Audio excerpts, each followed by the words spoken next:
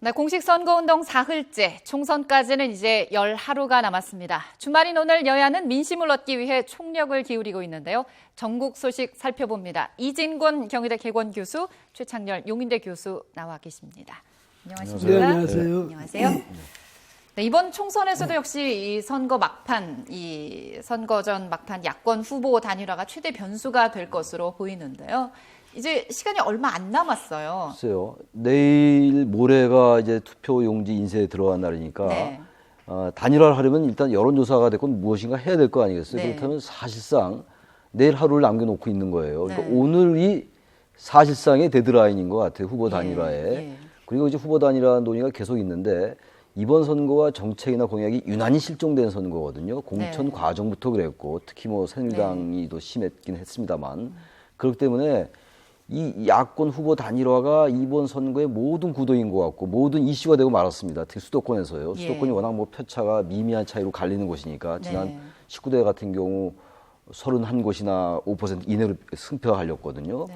그랬는데 지금 뭐 이제 데드라인도 오늘이라고 말씀드렸습니다만 너무 이제 이 후보 단일화라는 그 아젠다가 지나치게 선거를 관통하다 보니까 이제 뭐 선거 시작한 지 얼마 안 됐다 하더라도요. 선거 네. 공식 기간이 이 효과 자체가 대단히 반감될 것 같다라는 거예요. 물론 여전히 이제 후보 단일화가 위력적이긴 하더라도요. 야권에게는 어쨌든 뭐 시간은 굉장히 촉박해 있는 상황입니다. 네, 이번 주말이 어떻게 보면 야권 단일화의 최대 분수령이 될 수 그렇겠죠. 있다는 그런 전망이죠. 오늘 내일로 봐야 되겠죠. 예. 네.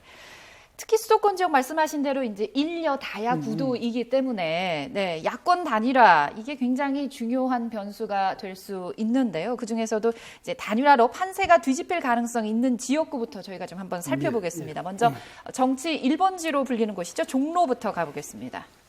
네.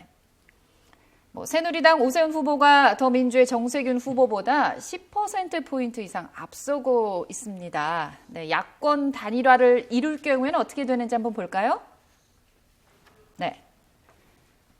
야권 단일화를 이룬다고 해도 오차범위 내에서도 오세훈 후보가 앞서고 있는 것으로 나오고 있습니다. 정세균 후보 현재 뭐 야권 단일화 논의 중이라고 하는데 단일화가 될 경우 좀 정세균 후보 승산이 있을 것으로 보십니까? 어떻게 보세요? 정세균 후보로서 상당히 기대를 하겠죠. 그런데 뭐 여론조사가 그 지금 한 것이 뭐 결정적은 아니라 하더라도 네. 지금 이 그간의 추세를 보면 여전히 이제 오세훈 후보가 유리하지 않느냐 이렇게 네. 볼 때 그다음에 이거 단일화 상대가 국민의당 그 후보가 사실은 보면 저축해 놓은 게 얼마 안 돼요. 그 통장에 얼마 안 들어있으니까 네. 그걸 보탠다고 하더라도 정세균 후보한테 그렇게 하면 크게 유리할까? 뭐 이런 점이 있으니까 저기서는 여전히 앞으로도 이제 오세훈 후보가 지금까지 추세를 보건데 정세균 후보가 잘못된다는 얘기는 아닙니다. 네. 그런데 어쨌든 오세훈 후보가 계속 유리하지 않을까? 뭐 그렇게 전망이 되네요. 예. 그렇군요.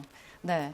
다음은 노원병을 좀 살펴보겠습니다. 이게 국민의당 대표죠. 안철수 후보가 나와 있는 지역이기 때문에 관심이 모아지고 있는 그런 지역인데요. 네. 새누리당 이준석 후보와 오차범위 내에서 현재 지금 접전을 벌이고 있는 것으로 이렇게 나와 있습니다.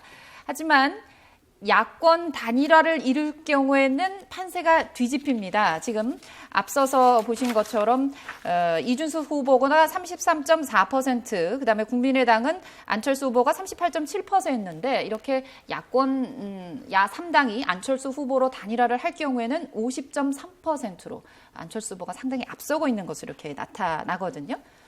그럼에도 불구하고 안철수 대표는 단일화를 굉장히 강하게 반대하고 있어요. 어떻게 보십니까? 그러니까 안철수 후보가 만약에 이번 총선거에서 낙선하게 된다면은 향후 정치 입지 자체를 장담하기 어려운 상황이거든요. 네. 그럼에도 불구하고 어쨌든 지금 뭐 충분히 설명하셨습니다만 이제 그래픽으로 야권 단일화가 가장 지금 절실한 사람이 안철수 후보예요, 사실은. 그래요. 일단 그렇습니다. 숫자상으로 나타나는 네. 게. 근데 이제 안 후보는 지금 이제 야권 단일화를 또 이제 다시 물론 하루 이틀밖에 안 남았습니다만 야권 단일화 쪽으로 가게 된다면은 호남 지역에서 또 지지를 상실할 수 있다는 생각도 할 겁니다 아마. 네. 그것이 이제 자신의 지역구와 호남 지역이 같이 가지 않는 최근에 국민의당이 호남 지역에서 좀 다시 지지율이 좀 상승세로 돌아선 분위기예요. 뭐 네. 아직도 많이 남아왔기 때문에 얼마나 또 바뀔 수 있다 하더라도요. 더불어민주당과.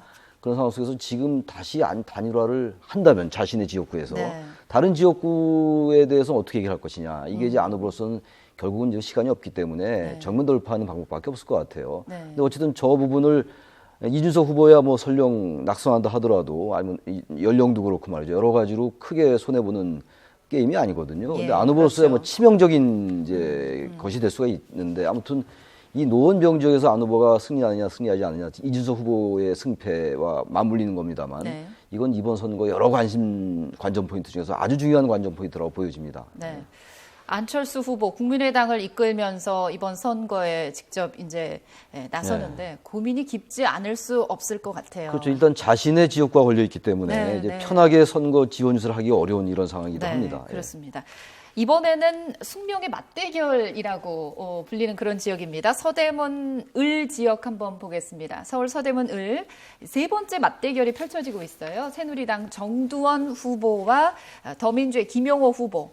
현재 지금 뭐 5차 범위 내에서 접전을 펼치고 있는데 이 김용호 후보가 야권 단일화를 이룰 경우 판세는 또 5차 범위 내에서 뒤집힐 가능성이 있는 것으로 이렇게 나타나고 있습니다.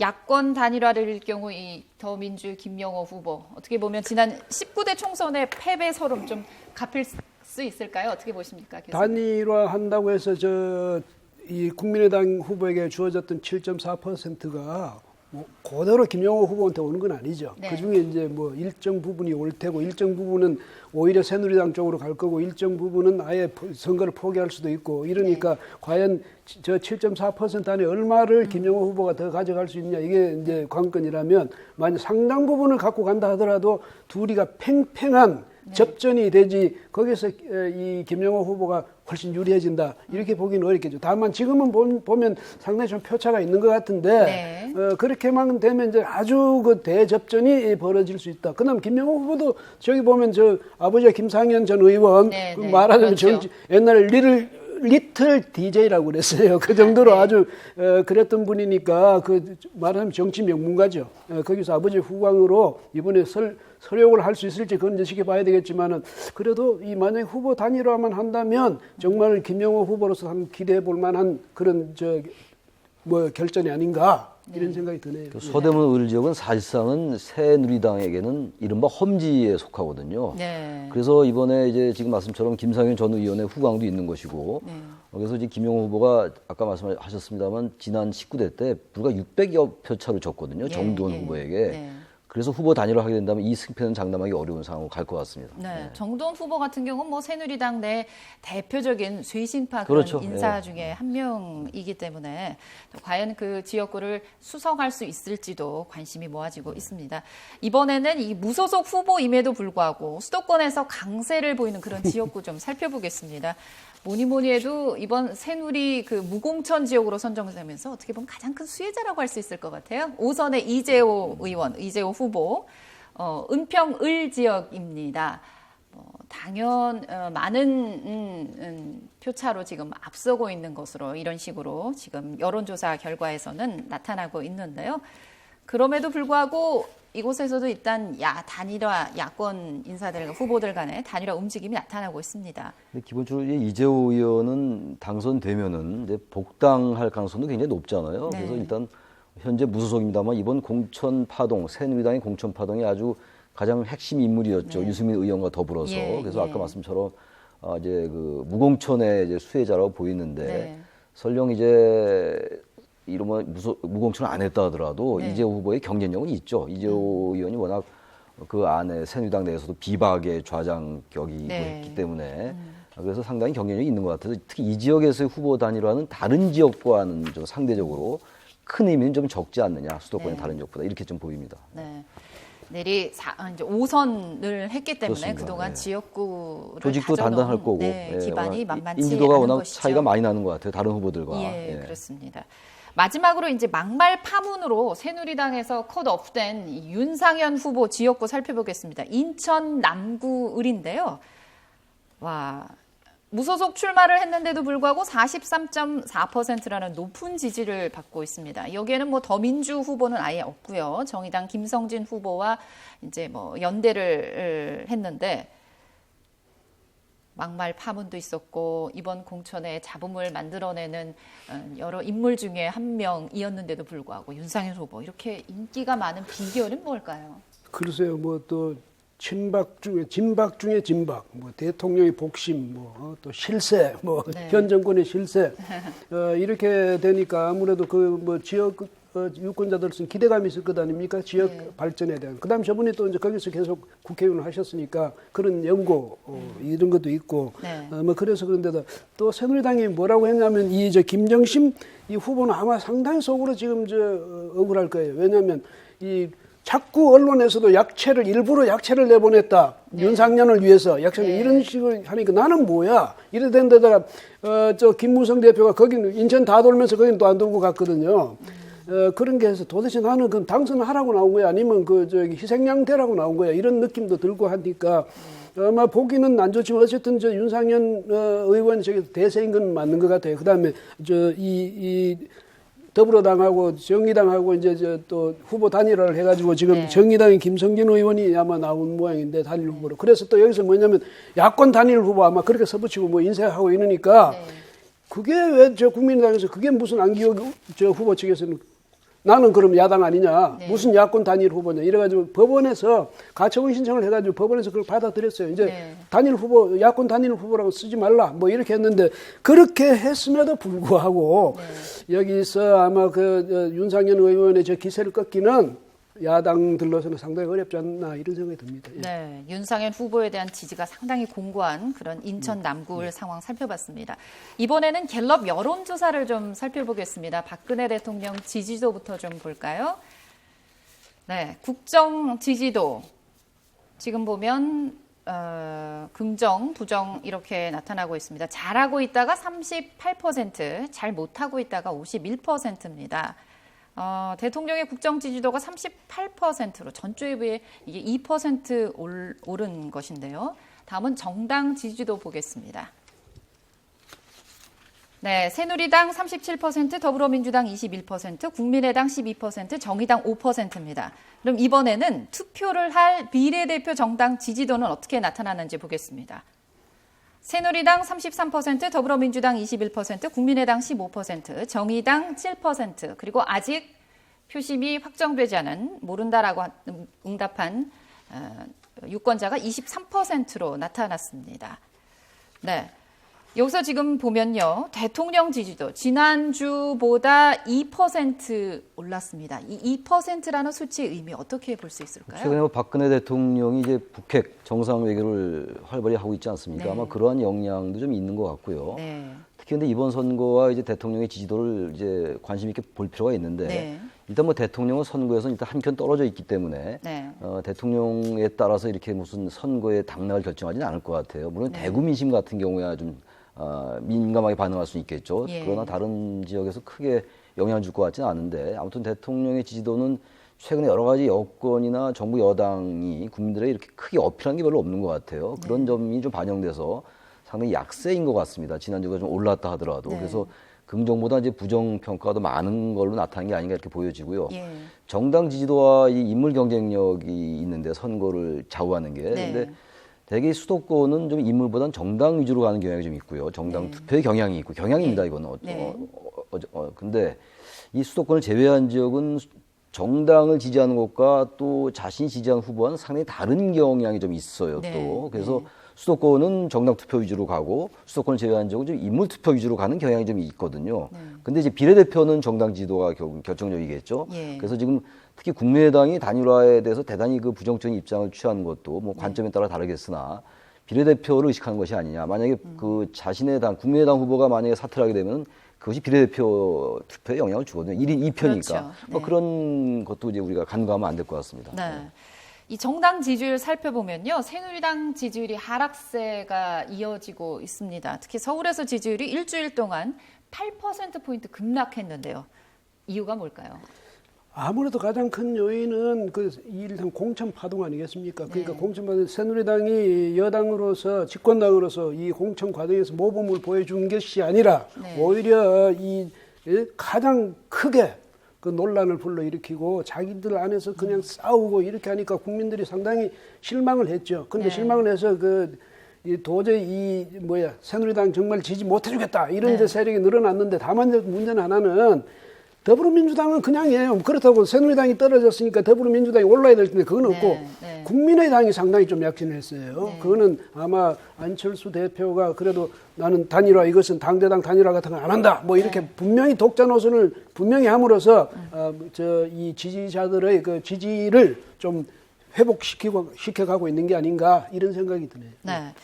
총선에서 투표할 비례대표 정당 지지도 이 교수님이 잠깐 말씀을 하셨지만, 네, 새누리당은 뭐 조금 떨어지고 국민의당은 더민주는 그대로 유지를 하고 있는데 말씀하신 대로 국민의당이랑 정의당이 조금씩 올랐어요. 어떻게? 그러니까 이제 아무래도 비례대표는 군소정당이 좀 유리한 경향이 있어요. 지난번에 다 지나간 얘기입니다만 야당이 어쨌든 비례대표 의석을 좀 늘리자고 그랬었잖아요. 예. 그것이 이제 정당 정치에 상당히 이제 추세이긴 합니다만 네. 그 이유도 그 어떤 야당이나 군소정당이 유리한 면이 있거든요. 비례대표가. 네. 그래서 이제 국민의당은 호남에서 상당한 이제 선전을 해야 되는 것이고 원내교섭단체 20석을 만들기 위해서 일단 비례대표에서 적어도 6, 7석은 얻어야 되는 거거든요. 그렇기 때문에 아까 제가 잠깐 말씀드렸다시피 그 사퇴라든지 후보 단일화에 대해서 대단히 부정적이 아니냐 이렇게 보여지는데 현재 지난 19대 때는 새누리당이 21석인가 얻었었어요. 근데 일단 비례대표가 좀 줄었잖아요, 이번에. 7석인가 줄었기 때문에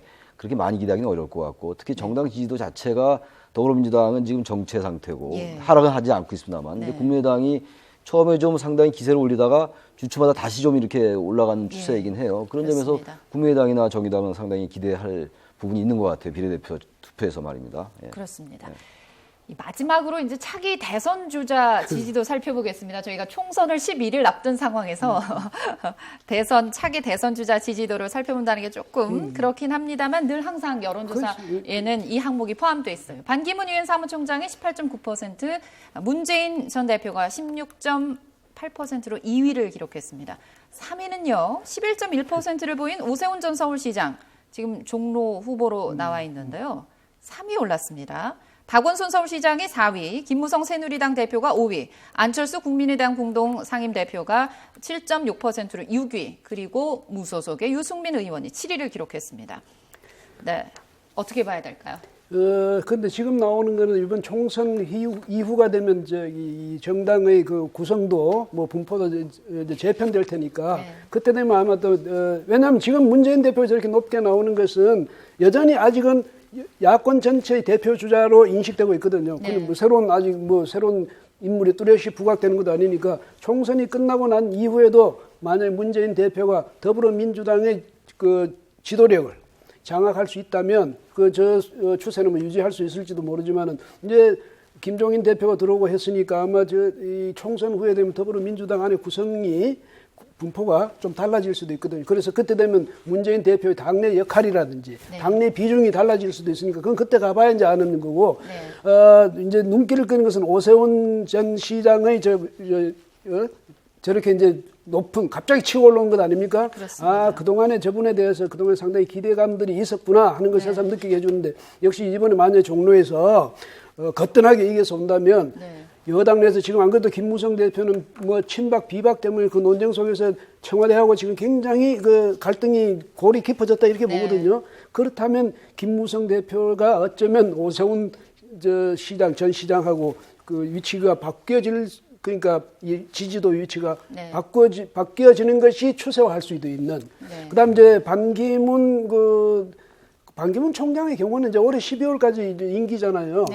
그 이후에 본격적으로 정당 안에 들어와 봐야 그분에 대한 이제 지지도가 진짜 지지도가 그때 돼서 이제 결정되는 거겠죠. 여기에 빠진 게 김부겸 후보가 대구에서 선전하고 있는데 야당 후보잖아요. 그렇습니다. 만약에 김부겸 후보가 승리한다면은 이번 총선에서 여기 지금 여론조사에 나와 있지 않습니다만 김부겸 후보가 야권에서 상당한 그 부각될 수 있어요. 상당히 부상될 수 있을 것 같습니다. 그다음에 손학규 전 대표도 만약에 총선 끝나고 나는데 새로운 재편되는 과정에 틀림없이 진입을 합니다.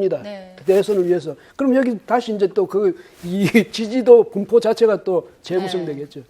일부 지역 지인이라고 하면서 이번에 선거 후보 지지 유세에 잠깐 등장을 해서요. 손학규 대표가 나 아직 살아있다라는 거를 손학규 대표 전 대표가 이번에 국민의당과 더불어민주당을 막론하고 자신의 측근들에게 기존의 태도와는 달리 상당히 좀 적극적이라고 할 수 있는 직접 참가도 네, 하고 네. 말이죠. 사무실도 들르고 네. 이래가지고 어제 지금 말씀처럼 이 대선 국면은 총선 끝나고 나서 네. 각 당의 의석수와 그리고 또 누가 살아 돌아오느냐 이런 것들도 굉장히 차이가 있고 또 안 후보가 만약에 낙선하면 이 자체가 무산되는 거거든요. 그래서 네.